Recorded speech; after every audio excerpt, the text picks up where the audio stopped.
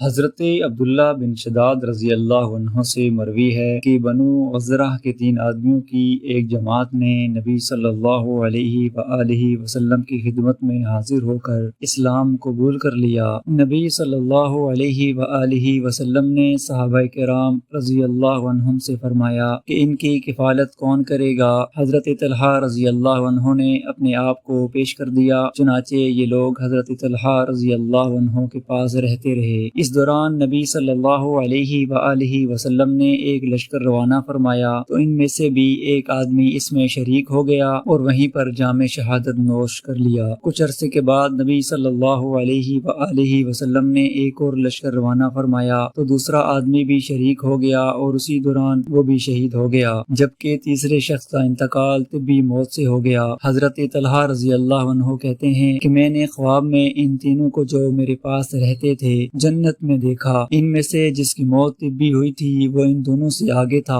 بعد میں شہید ہونے والے دوسرے درجے پر تھا اور سب سے پہلے شہید ہونے والا سب سے آخر میں تھا۔ مجھے اس پر بڑا تعجب ہوا۔ میں نے نبی صلی اللہ علیہ وآلہ وسلم سے اس چیز کا تذکرہ کیا تو نبی صلی اللہ علیہ وآلہ وسلم نے فرمایا کہ تمہیں اس پر تعجب کیوں کر ہوا؟ اللہ کی بارگاہ میں اس مومن سے افضل کوئی نہیں ہے جسے حالت اسلام میں لمبی عمر دی گئی ہو، اس کی تسبیح و تکبیر اور تحلیل کی وجہ سے۔